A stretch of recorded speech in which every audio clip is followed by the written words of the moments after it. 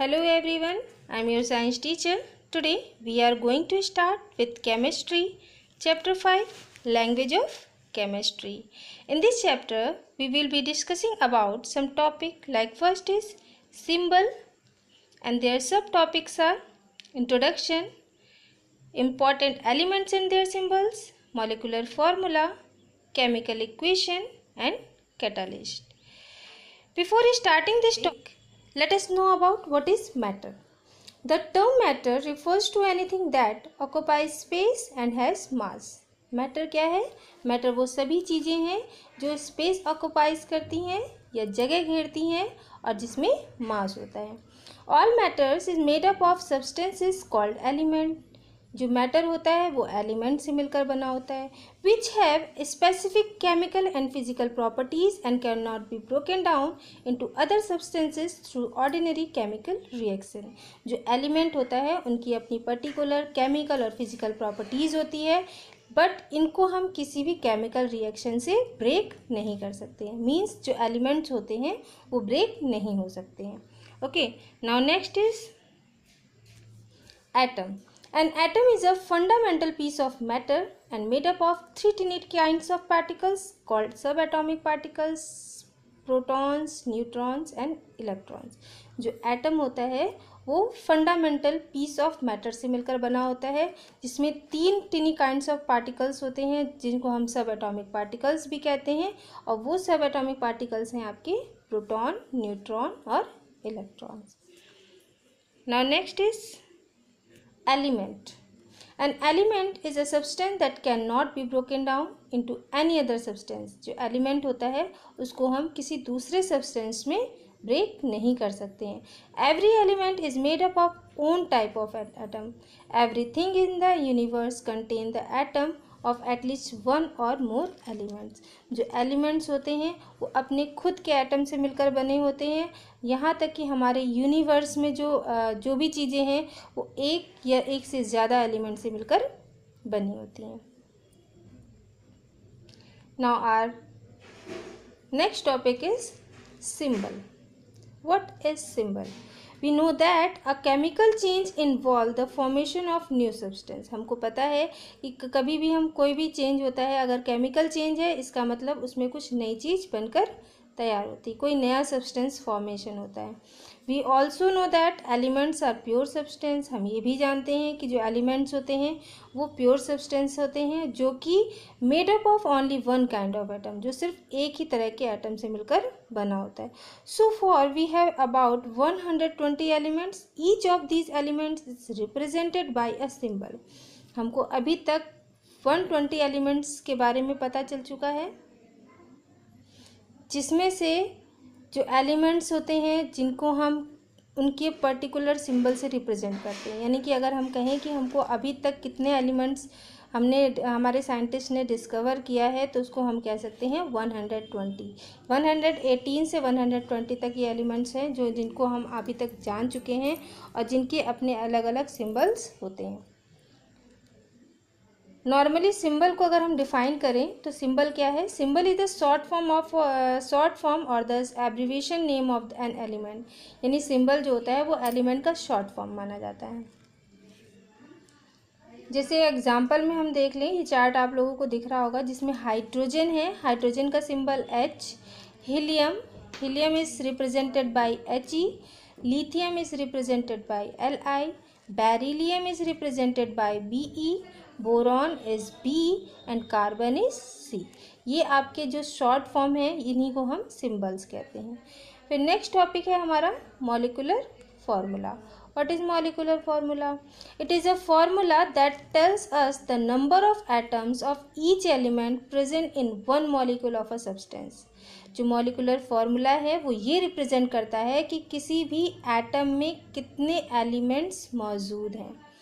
It is a way of representing the molecules. ये एक तरीका होता है मॉलिक्यूल को रिप्रेजेंट करने का कि किस एलिमेंट में कितने मॉलिक्यूल्स मौजूद हैं.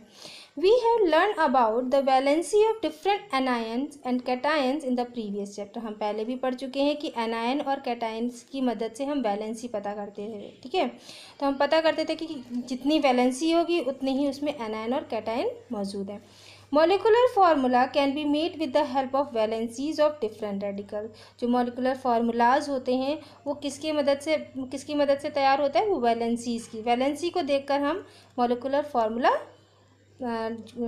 फार्मूलाज बनाते हैं। जैसे आपका कैसे बनाते हैं उसके लिए कुछ स्टेप दिए हुए हैं। मेकिंग मॉलिकुलर फार्मूला, जैसे स्टेप 1 कैसे हम बनाते हैं? Right the name of compound. सबसे पहले तो हमको पता होना चाहिए कि जो इसका हम मॉलिकुलर फार्मूला बना रहे हैं उसमें जो कंपाउंड है वो क्या है। जैसे हमने एग्जांपल में लिया है मैग्नीशियम क्लोराइड। अब हमको मैग्नीशियम क्लोराइड का मॉलिकुलर फार्मूला तैयार करना है। ठीक, पहला तो हमको स्टेप ये पता होना चाहिए। Second step, right the radical with their valencies under them. अब उसके बाद हमको जो इसके ऊपर वैलेंसीज होती है, एनायन, कैटायन, कितने एनायन हैं, कितने कैटायन हैं, वो हमको रिप्रेजेंट करना होगा। थर्ड स्टेप में हम क्या करते हैं? Interchange the valency of right subscript. अब इसमें हम इंटरचेंजेस करते हैं। जैसे मैग्नीशियम क्लोराइड है तो क्लोराइड की वैलेंसी को हम मैग्नीशियम को ट्रांसफ़र करते हैं और मैग्नीशियम की वैलेंसीज को हम क्लोराइड की वैलेंसी यानी इंटरचेंज कर देते हैं। फोर्थ आपका स्टेप है सिंप्लीफाई एफ रिक्वायर्ड। अब हम ईजिली इसको सिंप्लीफाई कर लेते हैं। अब इसमें हम क्या करते हैं? स्टेप 5 हमारा क्या दिया हुआ है? Use a bracket. इसके लिए हमको एक ब्रैकेट यूज़ करना होता है जिसमें हम रेडिकल्स को ग्रुप में लिखते हैं। When a radical is a group of atoms and need to be multiplied। अब लास्ट में हमको उनको मल्टीप्लाई करना पड़ता है। जैसे हम आपको दिखा दें कि कैसे हमने किया है, तो ये आप देख रहे हैं डायग्राम, जिसमें सबसे पहला आपका दिया हुआ है मैग्नीशियम क्लोराइड। मैग्नीशियम क्लोराइड ये देख लीजिए आप लोग, मैग्नीशियम के ऊपर कितनी वैलेंसी होती है? +2 की वैलेंसी होती है। और क्लोराइड के ऊपर कौन सी वैलेंसी होती है? -1 की वैलेंसी होती है। अब हमने क्या किया है? क्लोराइड की वैलेंसी को मैग्नीशियम को ट्रांसफ़र कर दिया है और मैग्नीशियम की वैलेंसी को यानी +2 वैलेंसी को हमने किसको दे दिया है? क्लोराइड को दे दिया है। अब आफ्टर सम टाइम जब हम इसको मल्टीप्लाई करते हैं तो हम क्या देखते हैं कि मैग्नीशियम के ऊपर कितनी वैलेंसी आ गई है? 1। मीन्स यहाँ पर आप देख रहे हैं MgCl2। क्यों Cl2 हुआ? क्योंकि हमने मैग्नीशियम की 2 वैलेंसी क्लोरीन को दे दी है।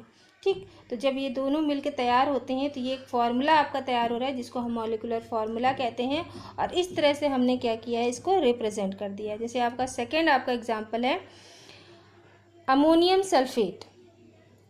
अमोनियम के ऊपर का जो वैलेंसी होता है वो +1 होता है और सल्फेट के ऊपर जो वैलेंसी है वो -2 की है। अच्छा, एक चीज़ हमेशा याद रखिएगा, इसमें जो आपका कंपाउंड जो होता है उसमें जो फर्स्ट मैटर होता है वो पॉजिटिव होता है और सेकंड कंपाउंड का जो एलिमेंट्स होते हैं वो नेगेटिव होते हैं।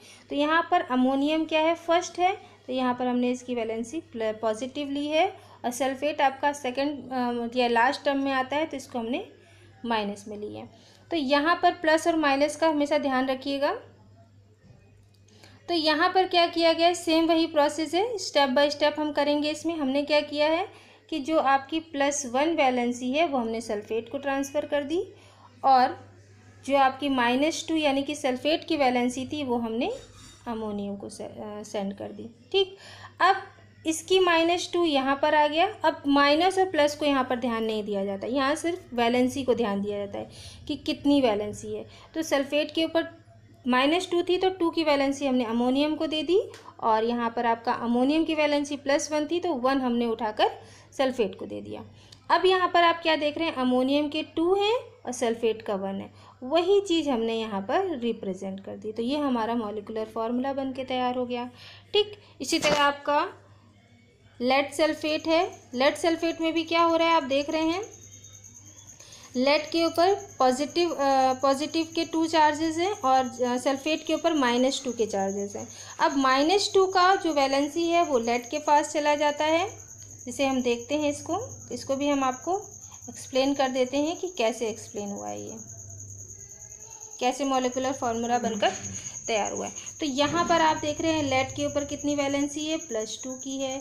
सल्फेट के ऊपर कितनी है? -2 की है। अब ये वाला 2 यहाँ आ जाएगा, ट्रांसफ़र हो जाएगा। अब इंटरचेंज हो रहा है ना इसमें, तो -2 जो है वो यहाँ पर आ जा रहा है और +2 का यहाँ पर आ जा रहा है। अब यहाँ पर हम देख रहे हैं कि दोनों की वैलेंसीज जो है वो सेम है, 2 इसमें भी है 2 इसमें भी है, तो हम इसको कट कर देते हैं। ठीक है, तो जैसे ही कट करेंगे तो ये वैलेंसीज कट जाएंगी, तो हमारे पास लास्ट में क्या बचता है, हमारे पास लास्ट में बचेगा Pb और SO4। तो ये हमने इस तरह से इसको मॉलिक्यूलर फार्मूला तैयार कर दिया। ये स्टेप बाय स्टेप चल रहा है। पहला स्टेप क्या था कि हमको पता है सोडियम क्लोराइड हमको मॉलिक्यूलर फार्मूला बनाना है। सोडियम का सिंबल Na होता है, क्लोराइड का सिंबल Cl होता है, और वैलेंसीज हमको पता होनी चाहिए कि किसके ऊपर पॉजिटिव होती है, किसके ऊपर निगेटिव होती है, और कितनी होती है ये भी पता होना चाहिए। तो सोडियम के ऊपर वैलेंसी होती है +1 और क्लोरीन के ऊपर वैलेंसी होती है -1। अब ये 1 +1 की वैलेंसी ट्रांसफ़र हो जाएगी क्लोरीन को, और क्लोरीन की वैलेंसी ट्रांसफ़र हो जाएगी सोडियम को। अब 1 यहाँ भी है, 1 यहाँ भी है, तो ये क्या हो जाएंगे, आपस में कट जाएंगे। तो हमारे पास बचेगा क्या, NaCl बचेगा। इस तरह से हम मॉलिक्यूलर फार्मूला तैयार कर लेते हैं। ठीक है, now next is formula of some compound. अब यहाँ पर हम कुछ फार्मूलाज देख लेते हैं। जैसे हाइड्रोजन क्लोराइड है, अगर आपसे कहा जाए कि हाइड्रोजन क्लोराइड का मॉलिक्यूलर फार्मूला क्या होता है तो आप बताएंगे HCl। इसी तरह सल्फ्यूरिक एसिड का है H2SO4, nitric acid HNO3, acetic acid CS3COOH, carbonic acid H2CO3, sodium carbonate Na2CO3, sodium nitrate NaNO3, sodium sulphate Na2SO4, potassium carbonate K2CO3, potassium chloride KCl। तो ये सारे जो थे ये इनके मॉलिक्यूलर फार्मूलाज थे। तो आपको क्वेश्चन पूछा जा सकता है give the molecular formula of sodium carbonate, तो आप लिखेंगे Na2CO3। इसी तरह give the molecular formula of potassium chloride, तो आपका उसका मॉलिक्यूलर फार्मूला हो जाएगा KCl। ठीक है, अब आता है आपका केमिकल इक्वेशंस। केमिकल इक्वेशंस क्या होती है, the result of chemical change can be expressed using science and formulas, this is called chemical equation. जब किसी भी सब्सटेंस में केमिकल चेंजेस होती हैं तो कोई नई चीज़ बन के तैयार होती है ना, तो उसके लिए कुछ साइन और फार्मूलाज दिए हैं। उस साइन और फार्मूलाज से जो हम एक्सप्रेस्ड करते हैं, जो भी चीज़ें आफ्टर केमिकल चेंज तैयार होती हैं, उसको हम साइन और फार्मूला में जब हम पुट करते हैं तो वो कहलाता है आपका chemical equation. Second thing is the substance that take parts in reaction are called reactant. अब किसी भी चीज़ में अगर हम केमिकल चेंज करा रहे हैं तो कोई चीज़ उसमें भाग ले रही होगी जो उसमें केमिकल चेंज करेगी, तो जो चीज़ भाग लेती है, जो पार्ट लेता है, उसको हम रिएक्टेंट्स कहते हैं। The substance that are formed as a result of a reaction are called product. और जो चीज़ आफ्टर केमिकल चेंज तैयार होती है उसको हम प्रोडक्ट कहते हैं। राइटिंग ए वर्ड इक्वेशन, अब यहाँ पर वर्ड इक्वेशन का मतलब है यहाँ पर magnesium plus dilute hydrochloric acid. जब हमने मैग्नीशियम को हाइड्रोक्लोरिक एसिड के साथ मिक्स किया तो हमारा क्या प्रोडक्ट बन के आता है, मैग्नीशियम क्लोराइड। तो ये वर्ड इक्वेशन क्यों कहा गया है, क्योंकि इसको वर्ड में लिखा गया है। ठीक है, चाहते तो हम सिंबल भी लिख सकते थे Mg + HCl, बट यहाँ पर वर्ड इक्वेशन है तो इसलिए हमने इसको वर्ड में लिखा है। ठीक है, तो ये आपने क्या देखा कि मैग्नीशियम और डाइल्यूट हाइड्रोक्लोरिक एसिड जब आपस में कंबाइन कर रहे हैं तो ये केमिकल रिएक्शन होने लगा इसमें। ठीक है, आफ्टर केमिकल रिएक्शन कुछ चेंज होगा, चेंज होने के बाद ये क्या बनता है, मैग्नीशियम क्लोराइड बनता है। फिफ्थ पॉइंट क्या कह रहा है, replace the name of substance with correct molecular formula. अब ये वर्ड इक्वेशन को हमने किसमें चेंज कर दिया, मॉलिक्यूलर फार्मूलाज में चेंज कर दिया। तो यहाँ पर मैग्नीशियम का सिंबल क्या है, HCl है, मैग्नीशियम का सिंबल क्या है, Mg है, और हाइड्रोक्लोरिक का सिंबल क्या है, HCl। जब ये दोनों आपस में कंबाइन हो रहे हैं तो आफ्टर कॉम्बिनेशन ये क्या बन के तैयार हो जा रहा है, मैग्नीशियम क्लोराइड। और H2 आपकी गैस होती है, हाइड्रोजन गैस, जो इवोपोरेट हो जाती है। तो हमारा बन के क्या तैयार होता है, प्रोडक्ट MgCl। अब यहाँ पर एक बहुत अच्छी चीज़ दी हुई है जिसको हम कहते हैं, 6 पॉइंट है आपका, balance the molecular equation. Balance का मतलब यहाँ पर क्या हुआ कि एरो, अब आप एरो देख रहे होंगे, ये एरो है। ठीक है, एरो के इधर जो मटेरियल्स होते हैं, जो भी सब्सटेंसेस होते हैं, उसको हम बोलते हैं रिएक्टेंट। Okay, reactant. और आफ्टर रिएक्शन जो चीज़ बन के तैयार होती है उसको हम बोलते हैं प्रोडक्ट। ठीक, कॉल्ड प्रोडक्ट। अब यहाँ पर बैलेंस की बात हो रही है, मीन्स बैलेंस का मतलब ये हुआ कि एरो के इधर यानी कि एरो के लेफ्ट साइड और एरो के राइट साइड में जो भी चीज़ें दी हुई हैं उनका बैलेंसिंग होना चाहिए। जैसे Mg के यहाँ पर कितने मॉलिक्यूल्स हैं, 1 मॉलिक्यूल्स हैं, तो एरो के इस साइड भी यहाँ भी मैग्नीशियम के कितने मॉलिक्यूल्स होने चाहिए, 1 होने चाहिए। ठीक, अब आप देख रहे थे कि यहाँ पर 2 नहीं लगा था, इसका मतलब ये हमारा इक्वेशन बैलेंस नहीं था। ठीक, बैलेंस यहाँ पर माना जा रहा है। आपका 6 पॉइंट जो है यहाँ पर इक्वेशन को बैलेंस किया गया है। कैसे बैलेंस किया गया है, यहाँ पर इन्होंने क्या देखा कि मैग्नीशियम, अब हम स्टेप बाय स्टेप सारे एलिमेंट्स को चेक करेंगे कि एरो के इस साइड वो एलिमेंट कितने हैं, कितने मॉलिक्यूल्स हैं उसके, और एरो के नेक्स्ट जहाँ पर प्रोडक्ट आपका बन के तैयार हो रहा है वहाँ पर हम देखेंगे कि रिएक्टेंट के बराबर हमारा प्रोडक्ट है या नहीं। तो पहले हम मैग्नीशियम देखें, मैग्नीशियम के कितने मॉलिक्यूल्स हैं, 1। ठीक, अब यहाँ पर हमने 2 क्यों लगाया, क्योंकि हमने क्या देखा कि आफ्टर प्रोडक्ट यानी कि बनने के बाद यहाँ पर हाइड्रोजन के कितने मॉलिक्यूल्स हैं, 2, क्योंकि H2 लिखा है, 2 मॉलिक्यूल्स। क्लोरीन के कितने मॉलिक्यूल्स हैं, 2, यहाँ भी 2 है।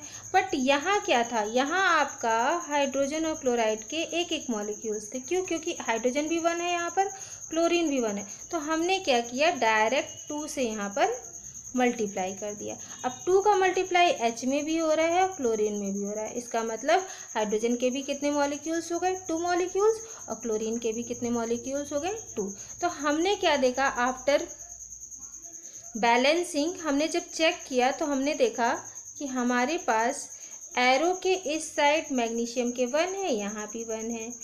हाइड्रोजन के यहाँ पर कितने हैं, 2 मॉलिक्यूल्स है। क्लोरीन के भी कितने हैं, 2 मॉलिक्यूल्स है। अब हम यहाँ चेक करेंगे कि हाइड्रोजन के कितने हैं एरो के इस साइड, तो यहाँ भी हम देखते हैं हाइड्रोजन के 2 हैं, और क्लोरीन का चेक करते हैं, क्लोरीन का भी 2। अब जाके हमारा इक्वेशन क्या हो गया, बैलेंस हो गया। तो राइट इक्वेशन इसी को माना जाता है, बैलेंस इक्वेशन ही आपका राइट इक्वेशन माना जाता है। ठीक है, अगर आपके बैलेंस नहीं है इक्वेशंस, यानी एरो के इस साइड जितने एलिमेंट्स है, एरो के उस साइड भी उतने ही एलिमेंट्स होने चाहिए। जितने मॉलिक्यूल्स एलिमेंट्स के इस साइड एरो के इस लेफ्ट साइड है, उतने ही आपके राइट साइड भी होने चाहिए। तब जाके आपका इक्वेशन बैलेंस माना जाता है और इक्वेशन को राइट यानी कि सही इक्वेशन वही होती है। ठीक है, तो इसको हम कहते हैं बैलेंस इक्वेशन। अब यहाँ पर कुछ साइन दिया हुआ है, नोट देख लीजिए इसमें। Plus sign is use to separate the various component of reaction. यहाँ पर जो पॉजिटिव का साइन है, यहाँ पर आप देख रहे हैं Mg+2Cl, 2 अलग अलग एलिमेंट्स हैं। ठीक है, 2 अलग अलग कंपाउंड हैं। तो यहाँ पर दोनों को सेपरेट यानी अलग अलग करने के लिए प्लस का साइन यूज़ किया जाता है। एरो क्या शो करता है, the arrow marks show the direction of the reaction. वो शो करता है कि किस डायरेक्शन में, यानी कि एरो का साइन अगर आपका इस साइड है, मीन्स जो रिएक्शन हो रही है वो यहाँ से शुरू हो रही है और यहाँ जाके ख़त्म हो रही है। ठीक है, तो एरो आपका शो करता है direction of reaction. Third point आपका दिया हुआ है, reactants are written before the arrow. अब ये मैंने आपको पहले ही बता दिया कि रिटन जो हमारा रिएक्टेंट होता है वो हमेशा एरो के इस साइड लिखा जाता है, और जो प्रोडक्ट होता है वो हमेशा हमारा वो एरो के बाद लिखा जाता है। एरो के पहले हमेशा रिएक्टेंट होता है और एरो के बाद जो तैयार होती है चीज़ वो होती है प्रोडक्ट। ये चीज़ रूल्स हैं, इनको फॉलो करना होता है। ठीक, अब need for balancing a chemical equation क्यों ज़रूरी होता है, क्योंकि a chemical equations need to be balance in order to complete with the law of conservation of a mass. क्योंकि यहाँ पर हम केमिकल इक्वेशन को बैलेंस क्यों करते हैं, क्योंकि हमको कंजर्वेशन ऑफ मास के लॉ को फॉलो करना होता है। इट इज स्टेट दैट, इसमें क्या बताता है कंजर्वेशन ऑफ मास क्या है, atoms are neither created nor destroyed during the course of chemical reaction. क्योंकि उन्होंने बताया कि कोई भी केमिकल रिएक्शन हो, कोई भी चेंजेस हो, बट जो एटम्स होते हैं वो ना तो क्रिएट किए जाते हैं ना ही डिस्ट्रॉय होते हैं। इसीलिए बैलेंस करके दोनों तरफ बैलेंसिंग होनी चाहिए, दोनों तरफ इक्वल होने चाहिए। बिफोर केमिकल रिएक्शन और आफ्टर केमिकल रिएक्शन जो हमारे एटम्स हैं वो ना तो क्रिएट होते हैं, दूसरे ना बन के तैयार होते हैं, ना ही कोई भी डिस्ट्रॉय हो सकता है। तो इसीलिए बैलेंस कर दिया जाता है कि दोनों तरफ इक्वल रहते हैं। ठीक है, तो ये आपकी ज़रूरत थी। फिर उसके बाद है साइन। अच्छा, जब हम केमिकल इक्वेशंस करते हैं तो बहुत सारे साइन यूज़ होते हैं उस इक्वेशन में। जिसमें पहला है आपका एरो का साइन है, जो डायरेक्शन ऑफ रिएक्शन बताता है, ये तो मैंने आपको बता दिया। अब आपका नेक्स्ट साइन है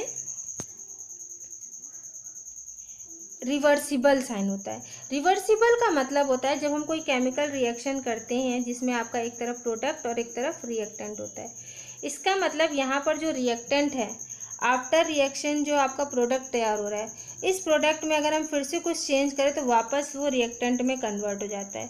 फिर जो आपका रिएक्टेंट है उसको में रिएक्शन कराएं तो वो प्रोडक्ट में कन्वर्ट है, मीन्स रिवर्सिबल। अगर जैसे आपका नॉर्मली अगर हम एग्जाम्पल लें तो रबड़ है, ठीक है। रबड़ को क्या करते हैं, जब हम खींचते हैं तो वो क्या होता है, उसमें कुछ चेंज होता है, मीन्स उसकी लेंथ बढ़ती है ना, और फिर वापस छोड़ देते तो वापस अपनी कंडीशन में आ जाती है। तो ये रिवर्सिबल रिएक्शन हो रहा है उसमें, ठीक है। तो रिवर्सिबल का मतलब जो वो आफ्टर रिएक्शन वो कोई प्रोडक्ट अगर तैयार हो रहा है तो बिफोर आफ्टर फिर उसमें से फिर वापस हम अगर वापस रिएक्टेंट में कन्वर्ट करना चाहें तो वो कन्वर्ट हो सकता है। तो रिएक्शन में ये साइन बनाकर इसलिए दिया जाता है ताकि आपको पता चल सके कि जो रिएक्शन हो रहा है इसमें ये रिवर्सिबल रिएक्शन है, वापस हम इसको रिएक्टेंट में कन्वर्ट कर सकते हैं। अब कहीं कहीं पर आपको ये साइन दिया होता है, इस साइन का मतलब है हीट, यानी कि हम रिएक्शन में हीट का यूज़ कर रहे हैं, ठीक। अब हीट में प्लस पॉजिटिव भी होता है, नेगेटिव। पॉजिटिव का मतलब हीट इवॉल्व की जा रही है, बढ़ाई जा रही है, और मतलब जो भी रिएक्शन हो रहा है उसमें हीट बढ़ रहा है और ज़्यादा हीट प्रोड्यूस हो रही है। और जो आपका साइन माइनस का अगर है तो यहाँ पर हीट एब्जॉर्ब हो रही है, यानी कि हीट को एब्जॉर्ब किया जा रहा है। तो ये जो साइन है आपका हीट का है, जिसमें पॉजिटिव शो करता है हीट इवॉल्व रिएक्शन को, और माइनस जो शो करता है वो हीट एब्जॉर्ब रिएक्शन को शो करता है। अभी आपने देखा कि डाइल्यूट जो वर्ड इक्वेशन था मैग्नीशियम और हाइड्रोजन क्लोराइड का, उसमें डाइल्यूट हाइड्रोजन क्लोराइड लिखा, DIL लिखा था। DIL शो करता है डाइल्यूट को। डाइल्यूट का मतलब होता है कोई भी लिक्विड अगर लिया जा रहा है वो सॉफ्ट लिक्विड लिया जा रहा है। सॉफ्ट का मतलब है उसमें किसी भी प्रकार का कोई एसिड मिक्स नहीं होता है, डाइल्यूट होता है। फिर नेक्स्ट आता है आपका एरो। ऊपर की तरफ निशान का मतलब अब हमने आपको बताया था कि हाइड्रोजन गैस वाष्प बन के यानी इवेपोरेट होकर ऊपर चली जाती है, भाप बन के ऊपर उड़ जाती है। तो ये साइन जो है कि अगर कहीं पर ये लगा है, मीन्स जिस एलिमेंट या जिसके आगे ये लगेगा तो आप समझ जाइएगा कि ये एक गैस है जो ऊपर इवेपोरेट हो रही है। ठीक इसी का जस्ट अपोजिट है, कुछ रिएक्शन ऐसे होते हैं जिसमें इस तरह का साइन होता है, डाउन एरो का साइन होता है। डाउन एरो का मतलब प्रेसिपिटेट होता है। कोई रिएक्शन हम करते हैं उसमें, जैसे मान लीजिए टेस्ट ट्यूब है, ठीक है। टेस्ट ट्यूब में हमने क्या किया, कोई केमिकल लिया, जब हम रिएक्शन करते हैं आफ्टर रिएक्शन हमको कोई ना कोई एलिमेंट यहाँ पर नीचे इसकी बॉटम पे क्या होता है, प्राप्त होता है।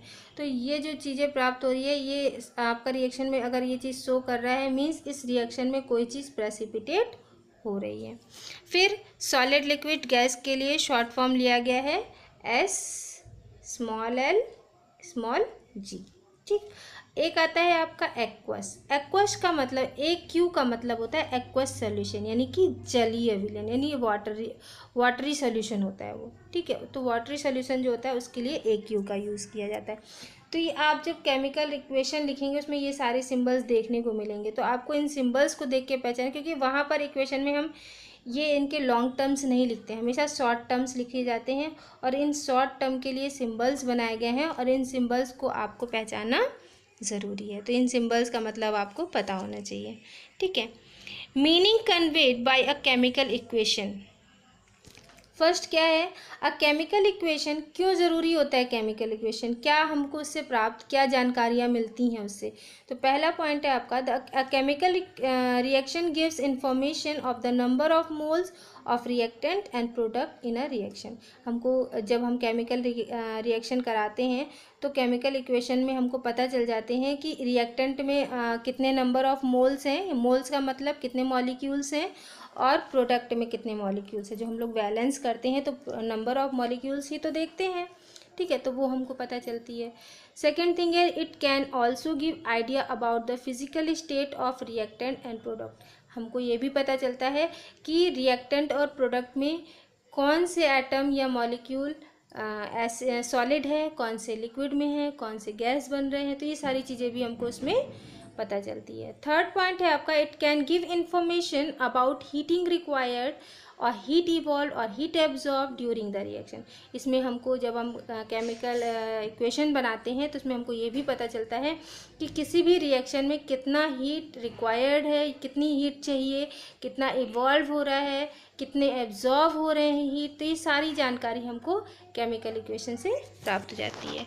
Any catalyst use can also be mention in an equation. Equation में हमको कैटलिस्ट की मदद से ये पता चलता है कि जो भी रिएक्शन हम लोग करते हैं उसमें जो कैटलिस्ट होता है वो इक्वेशन को बढ़ाता या घटाता है। कैटलिस्ट क्या होता है, तो कैटलिस्ट के लिए भी हम लोग जान लेते हैं कि what is catalyst. A substance used to change the speed of a chemical reaction. Chemical reaction की स्पीड को घटाने या बढ़ाने के लिए कैटलिस्ट का यूज़ किया जाता है। मान लीजिए कोई रिएक्शन हम लोग कर रहे हैं, उस रिएक्शन की स्पीड को हमको बढ़ाना है तो उसमें हम कैटलिस्ट यूज़ करते हैं। A catalyst remains unchange at the end of the reaction. इसमें कैटलिस्ट पे कोई प्रभाव नहीं पड़ता है, ये एंड ऑफ रिएक्शन ये अनचेंज रहते हैं, ठीक। Positive catalyst increase the speed of reaction. जो पॉजिटिव कैटलिस्ट होते हैं वो रिएक्शन की स्पीड को बढ़ाते हैं। एग्जाम्पल में आपका Fe iron, MnO2 magnesium oxide, this are catalyst. इसको डालने से हमें इक्वेशन में इस इक्वेशन की स्पीड को हम घटा सकते हैं, बढ़ा सकते हैं। तो ये कैटलिस्ट होते हैं जो इक्वेशन को बढ़ाते हैं। Okay, thank you.